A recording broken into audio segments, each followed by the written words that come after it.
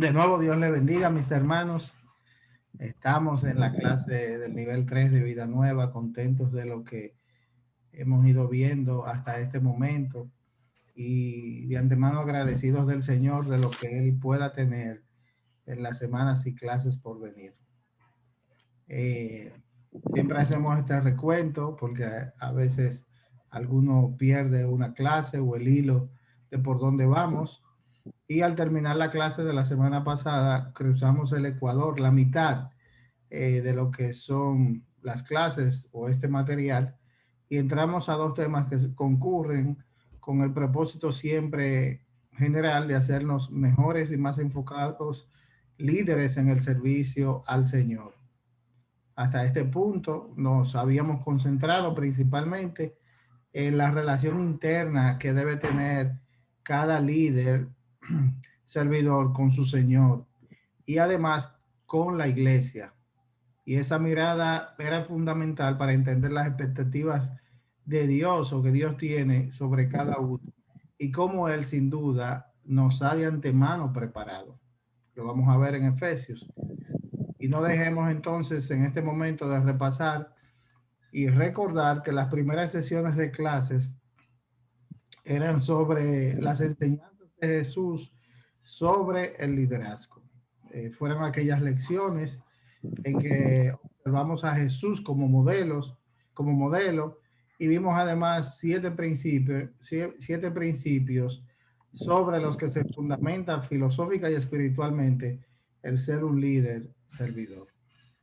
Fue inmediatamente después de ahí que pasamos al acróstico sirve, el que terminamos la semana pasada con entusiasmo. Entusiasmo como nombre y como adjetivo. Y como decía la diapositiva anterior, tu perfil sirve, es una declaración definitivamente de que el perfil con que Dios nos ha dotado sirve, es para servir, es útil además para el servicio. Y vale recordar que hemos estado en ese tema descubriendo cómo el Señor y qué nos ha moldeado. En sirve que Dios nos ha dado, te ha dado dones espirituales, que Dios ha permitido en ti experiencias de vida que son guías para sus propósitos, que Dios te ha creado con una forma natural en que te relacionas con los demás, que Dios ha previsto oportunidades para el desarrollo de tu vocación y de tus habilidades según su llamado irrevocable, y que Dios además hace arder en tu corazón el entusiasmo de que estamos hablando. Y de aquí hasta el final, como el hermano Erickson iba mencionando, eh, y que el miércoles que viene vamos a definir las clases por venir, el tiempo que nos resta. Tendremos las lecciones en que el líder servidor se dispone para preparar también a los demás en las múltiples maneras y condiciones o condicionantes en que eso puede darse, motivando más para servir, evaluando a los que han de servir, comprendiendo sus necesidades, instruyendo o enseñando a los demás e intercediendo por ellos. Y además vamos a tener unas consideraciones finales de cómo el líder sirve en un equipo ministerial, trabajando en unidad, delegando, responsabilizándose y sirviendo de mentor. Es posible que eso nos tome 9 semanas, como dice el material de clases, como puede también ser que lo resumamos en más poco tiempo. Y hoy arrancamos, hoy tenemos la clase llamada Motiva para Servir. Y eso es, por supuesto, lo que se espera de un líder entusiasta.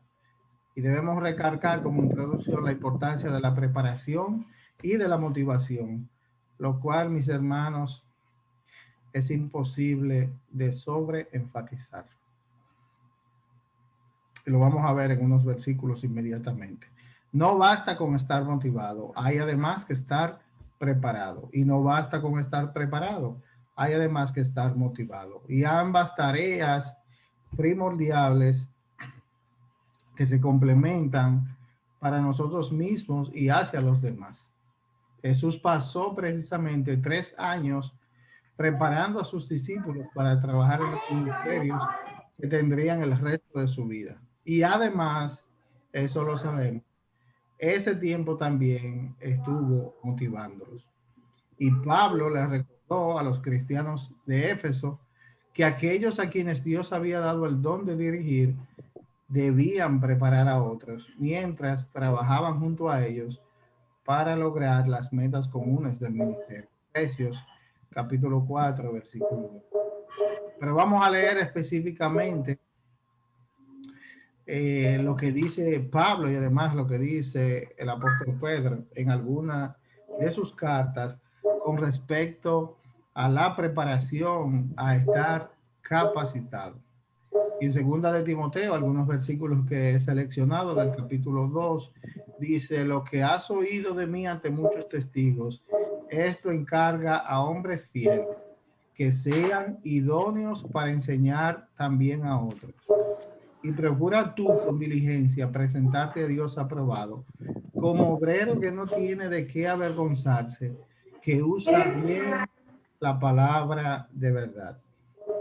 Otto, discúlpame que te interrumpa, Ajá. pero si tú puedes recordar a los hermanos que cierren su micrófono porque hay algunos abiertos y me distraigo un poquito. Ah, sí, hermano. Gracias, mi hermana. No hay problema. Gracias por esa observación. Y sigue diciendo el apóstol Pablo: mas evita profanas y vanas palabrerías. Le dice por un lado la parte positiva de qué debe hacer y inmediatamente después de qué debe evitar. Porque ellas conducen más y más a la impiedad. Porque el siervo de Dios además no debe ser contencioso, sino amable para con todos, apto para enseñar, sufrido, que con mansedumbre corrige a los que se oponen. Y en segunda de Timoteo también, inmediatamente después, en el capítulo 3 dice: y tú persiste en lo que has aprendido y te persuadiste, sabiendo de quién has aprendido. Toda la escritura es inspirada por Dios y es útil para enseñar, para redarguir, para corregir e instruir en justicia, a fin de que el hombre de Dios sea perfecto, enteramente preparado para toda buena obra. Y recordamos que, por supuesto, el apóstol Pablo, que escribió esos consejos a su hijo en la fe, Timoteo, era un hombre versado en las escrituras, fariseo además, y que como todo niño criado en el ambiente judío, había conocido la palabra de Dios, las escrituras, desde la niñez también. Primera de Pedro, por su parte, el capítulo 3 dice: sino santificad a Dios el Señor en vuestros corazones y estad siempre preparados para presentar defensa con mansedumbre y reverencia ante todo el que os demande razón de la esperanza que hay en vosotros. Ese es primera de Pedro 13, el versículo 15 específicamente. Los líderes servidores, pues, preparan, motivan y sirven a los demás mientras o al mismo tiempo que trabajan junto a ellos. Y veremos en la lección de esta noche cuál es la responsabilidad del líder servidor y cómo se prepara o cómo prepara a otros para el ministerio. Observaremos cómo Jesús, en el ejemplo de Jesús, cómo Jesús motivó a sus discípulos en el ministerio, y analizaremos cómo Bernabé alentó a Pablo, el hermoso ejemplo de Bernabé, para que lo ayudara a satisfacer una necesidad que vio en Antioquía, en la iglesia de Antioquía. Vemos y vamos a ver, si el Señor nos lo permite en esta clase, además, a qué personas debemos motivar para unirlas o unirnos a ellas en el ministerio. Y finalmente vamos a concluir con una reflexión individual, personal, cada uno, y por supuesto con la participación de los que deseen hacerlo.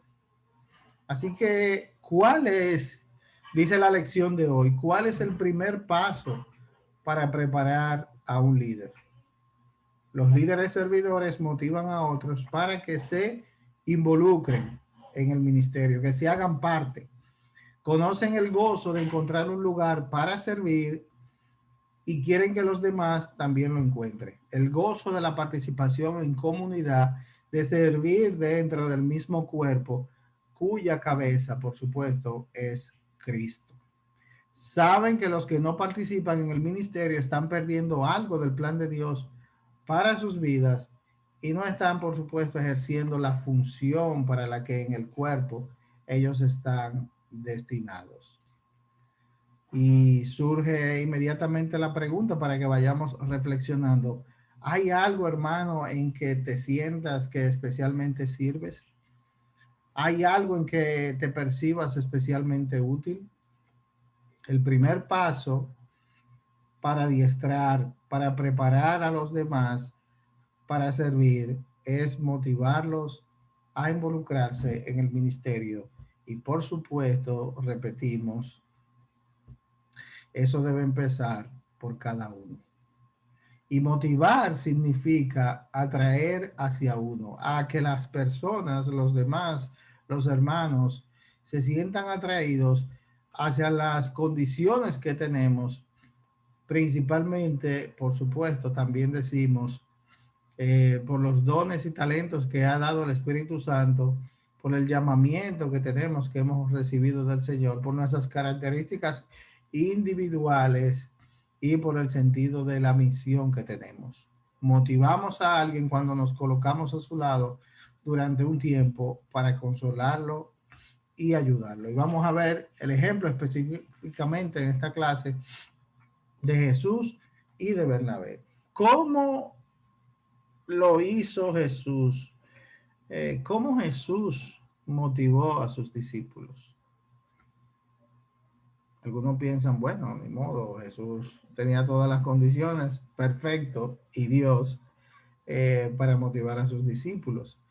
Pero obviamente que no dejan de ser hermosas lecciones de motivación, la forma y manera y los métodos que Jesús enseñó, utilizó para motivar. Jesús llamó a los 12 para que lo siguieran hasta la cruz y fueran testigos suyo de él alrededor del mundo.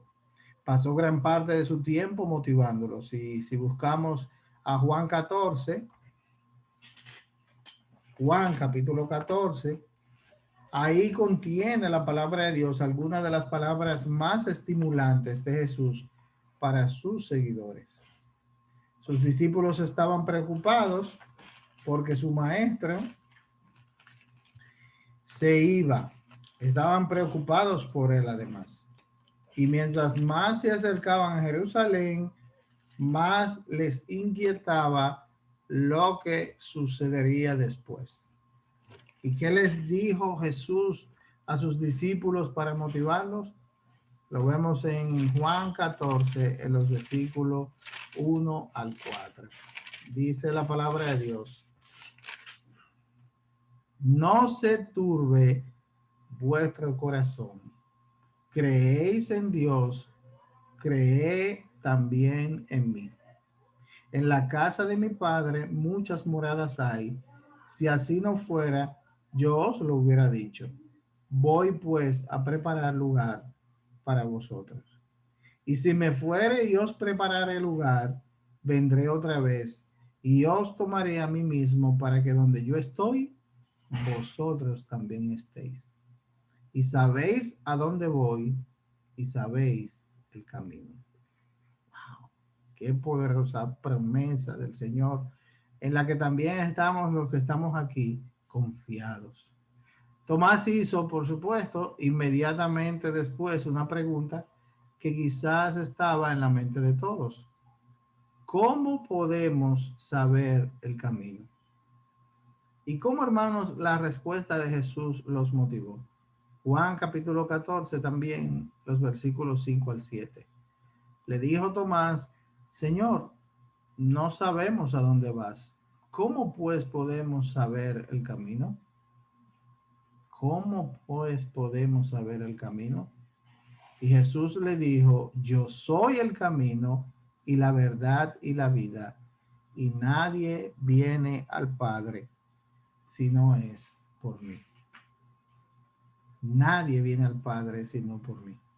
Si me conocieseis, también a mi Padre conoceríais, y desde ahora le conoceréis y le habéis visto. ¿Qué les prometió Jesús a sus discípulos? ¿Cómo eso los motivó para unirse en el ministerio? ¿Qué pensamos acerca de las promesas de Jesús? Y Juan 14, los versículos 12 al 14 dice, así además la palabra del Señor, como una reafirmación de que en la fe está cimentado todo lo que hacemos. De cierto os digo, el que en mí cree, las obras que yo hago, él las hará también. Y aún mayores hará, porque yo voy al Padre. Y todo lo que pidiereis al Padre en mi nombre, lo haré para que el Padre sea glorificado en el Hijo. Si algo pidiereis en mi nombre, yo lo haré. Aleluya. Bendito el Señor sea siempre por sus promesas que son fieles y verdaderas. Jesús dijo que mandaría, en el versículo 16 lo dice, que mandaría otro consolador que estaría con ellos para siempre, el Paracleto. El otro nombre para el Espíritu Santo, consolador. El versículo 16, y yo rogaré al Padre y os dará otro consolador para que esté con vosotros para siempre. Jesús consolador, recordamos la promesa del Señor en Isaías, y además está el Espíritu Santo y Jesús siempre estando presente e intercediendo por su pueblo. Jesús dijo que no dejaría huérfanos a sus discípulos, mandaría a su Espíritu Santo para que estuviera con ellos. Y él sabía que sus seguidores necesitarían su presencia para guiarlos y motivarlos en el futuro. Pero Cristo preparó a sus seguidores más cercanos, motivándolos para que contaran con su poder mientras servían. Y sabemos que precisamente los discípulos esperaron pacientemente, orando y congregados, la promesa del Espíritu Santo que llegó en su momento, según sabemos del libro de los Hechos. En cuanto a Pablo y Bernabé, unos ejemplos interesantes que vamos a ver en el libro de los Hechos y lo podemos buscar en el capítulo 11. Hechos, capítulo 11. Los versículos 19 al 24. Ahora bien, los que habían sido esparcidos a causa de la persecución que hubo con motivo de Esteban, pasaron hasta Fenicia, Chipre y Antioquía, no hablando a nadie la palabra, sino solo a los judíos, la iglesia perseguida. Pero había entre ellos unos varones de Chipre y de Cirene, los cuales cuando entraron a Antioquía, hablaron también a los griegos, anunciando el evangelio del Señor Jesús. Y la mano del Señor estaba con ellos, y gran número creyó y se convirtió al Señor. Llegó la noticia de estas cosas a oído de la iglesia que estaba en Jerusalén, y enviaron a Bernabé que fuese hasta Antioquía. Y este, cuando llegó y vio la gracia de Dios, se regocijó y exhortó a todos a que con propósito de corazón permaneciesen fieles al Señor. Y de la clase pasada podemos recordar cuáles eran los dones espirituales de Bernabé. Hechos capítulo 13, los versículos 1 al 3. Recuerdan que los leímos. Había entonces en la iglesia que estaba en Antioquía profetas y maestros. 2 puntos. Bernabé, Simón el que se llamaba Níger, Lucio de Cirene, Manaén, el que se había criado junto con Herodes el tetrarca, y Saulo. Bernabé, profeta y maestro. ¿Y cuál era su estilo para relacionarse? Como sabemos del nombre, del significado del nombre, Bernabé es hijo de consolación. Y Bernabé era un individuo influyente y sobresaliente con un estilo particular. Bernabé era entusiasta, además de flexible. Y lo vamos a seguir viendo. La iglesia en Jerusalén supo lo que estaba sucediendo en Antioquía, cómo la mano del Señor se manifestaba allí. Dice, y gran número creyó y se convirtió al Señor. El versículo 21 del capítulo 11. Se envió entonces a Bernabé a Antioquía, versículo 23. ¿Y qué hizo Bernabé cuando vio la evidencia de la gracia de Dios sobre aquellas personas? La Biblia dice que Bernabé era varón bueno y lleno del Espíritu Santo y de fe. Hermanos, y recordemos que no estamos hablando de un personaje de caricatura. Bernabé era definitivamente, como lo indica la palabra de Dios, un varón bueno y lleno del Espíritu Santo y fe. Y Dios lo usó para atraer muchas personas.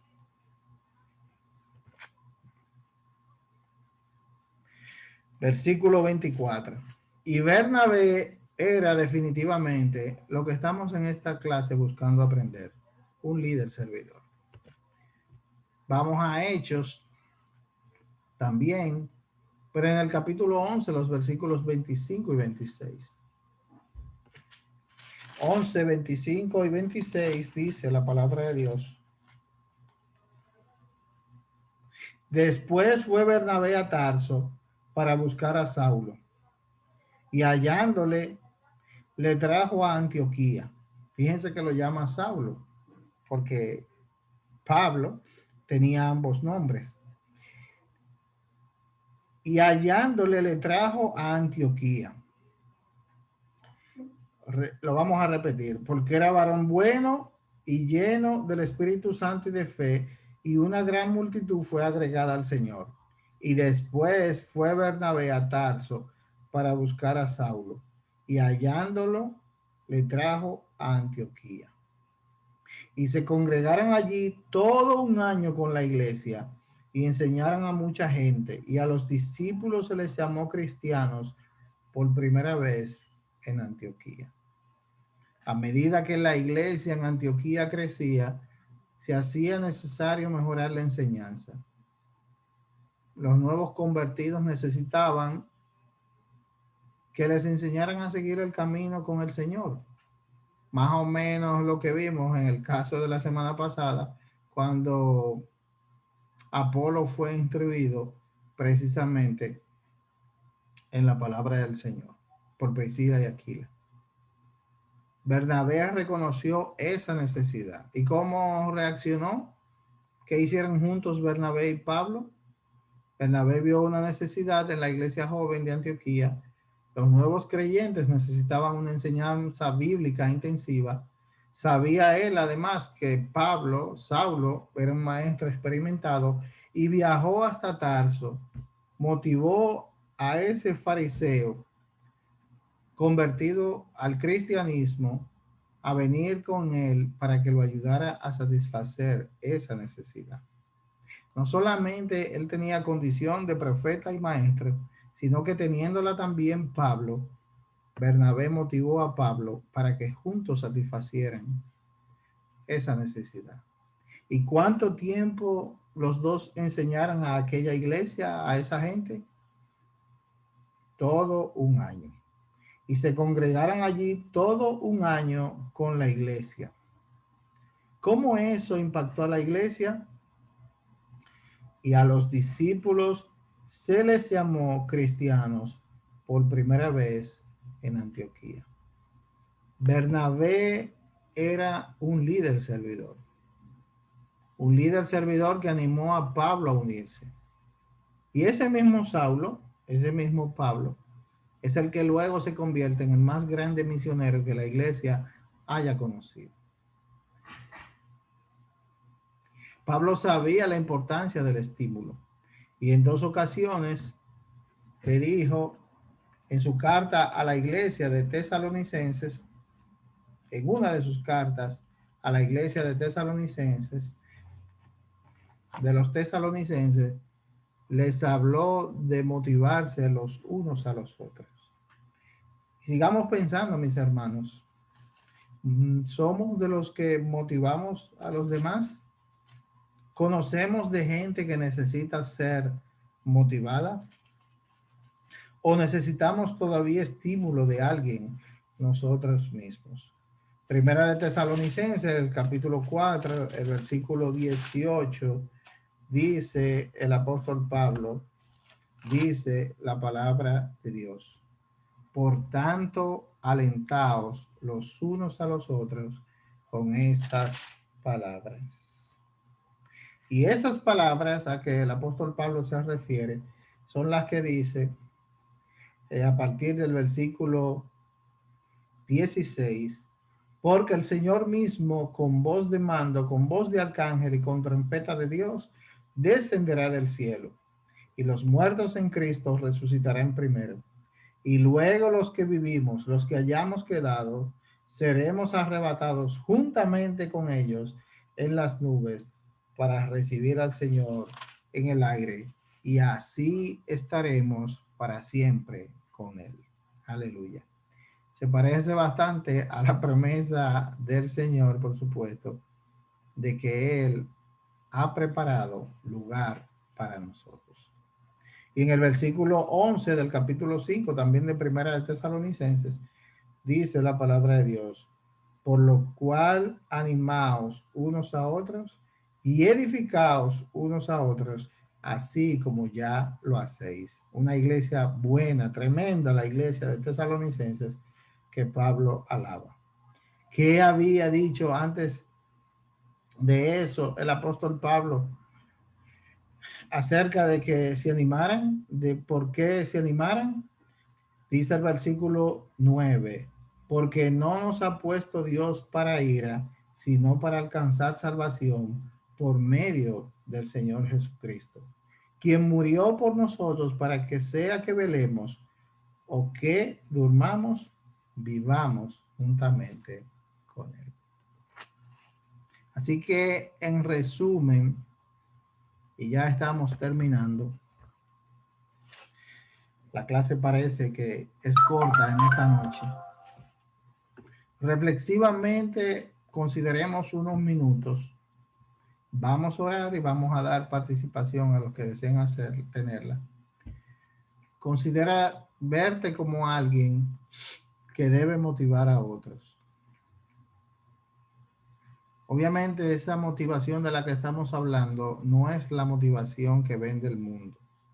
No es un ejercicio de ventas ni de mercadeo.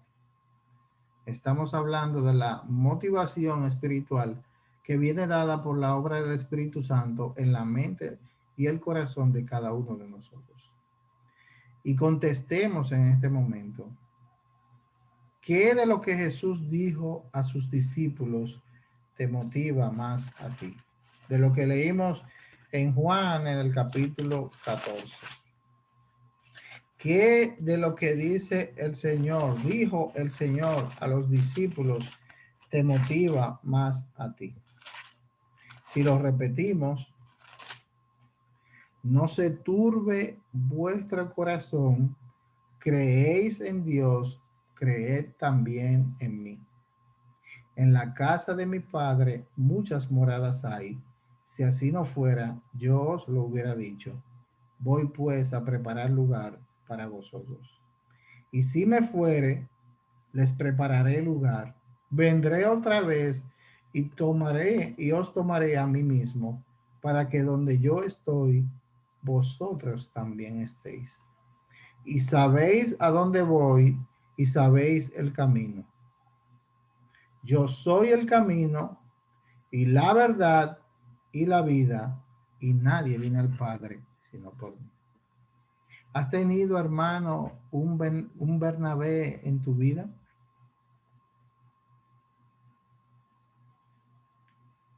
alguien que ha sido de influencia, de motivación, de bendición para guiarte en el camino del ministerio. Y conoces además a alguien para quien tú puedes ser un Bernabé. Las lecciones pasadas, todas las que hemos visto, además de ser lecciones para alimentación y reflexión interna, para posicionarnos en lo que Dios nos ha, en cómo Dios nos ha preparado y cómo nos ha insertado en su cuerpo, que es la iglesia. Nos llevaban o nos deben conducir en su parte práctica a que podamos vernos como el Bernabé de alguien. ¿Qué cualidades ves además en algunas personas en que estás pensando? Como cualidades que ya indican que sus hermanos están listos para servir. Evalúa entonces tu propia vida y para esto tenemos toda la semana y pregúntate,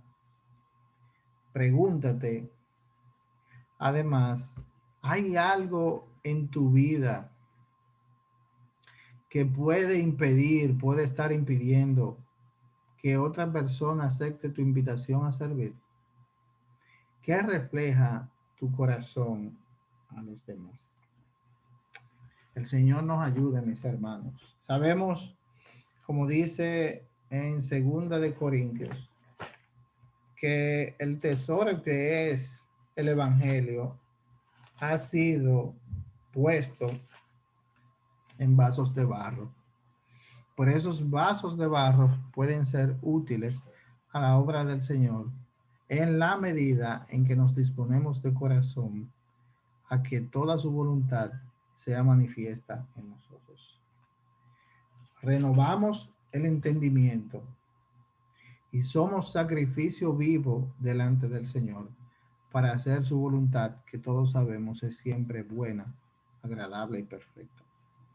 Señor, te damos gracias en esta noche, porque cada vez que repasamos la personalidad, las características de cada uno de estos siervos, hombres y mujeres, seres humanos de carne y hueso, polvo al fin, Señor, pero que tú usaste para tu gloria. No podemos sino también disponernos a que tú hagas lo mismo con cada uno de nosotros. Y eso te pedimos en esta noche, mi Dios, que esta parte de reflexión no se quede o termine solamente en el tiempo de la clase, sino que continuamente, como hemos venido rumiando el tema, el acróstico sirve de las condiciones que tú has puesto en cada uno y de las experiencias que hemos vivido en este camino, sean siempre para que esa reflexión termine en acciones que glorifiquen tu nombre, en las buenas obras que tú has preparado de antemano para que andemos en ellas. Te pedimos, Señor, por cada uno de los que estamos aquí, todos los estudiantes que hoy no han podido estar, pero toda la iglesia de Dice Gracia que te sirve. Trae, Señor, lo que haga falta. Trae, Señor, la convicción que es por medio del Espíritu Santo. Trae, Señor, el poder que trae también el Espíritu Santo. Trae, Señor, el denuedo que vemos en la iglesia primitiva, en la primera iglesia, Señor, de cómo hizo tu voluntad. Permítenos, Señor, motivar, pero no motivar por las técnicas o métodos que el mundo enseña, sino motivar y enseñar a los demás por amor al que dio su vida y su sangre por nuestros pecados en el Calvario. Por el nombre de Jesús, que es el que se merece toda la gloria, el que ha traído paz, gozo y bendición, el que ha traído vida eterna y esperanza a cada alma sedienta que llegó a sus pies. Danos, Señor, la medida de la fe que necesitamos para que hagamos tu voluntad hoy, mañana y siempre. Lo depositemos todo a tus pies y podamos decir como siervos inútiles que somos, que estamos rendidos ante ti y para que tú nos puedas además decir, buen siervo fiel, en lo poco has sido fiel, en lo mucho te pondré. Señor, que en ese momento en que salgamos de este mundo o tú vengas por tu iglesia, podamos ver con gozo cumplida esa promesa que acabamos de leer, esas promesas que acabamos de leer en el capítulo 14 de Juan y en Tesalonicenses. Señor, que en ninguna medida se agote la fe que tú has puesto en cada uno de los que estamos aquí, sino que esa fe crezca, que esa fe aumente día por día, que deseemos como niños espirituales alimentarnos hasta saciarnos y crecer a la medida del varón perfecto que es Jesús. Que Señor, nosotros te amemos con todo el corazón. Todo lo hagamos, Señor, con alegría de corazón por las bendiciones que ya tú nos has dado y las promesas que tú tienes guardadas para tus hijos. A tu nombre la gloria, Jesús, porque solamente tú te la mereces por siempre y por siempre. Amén. Dios me le bendiga, mis hermanos.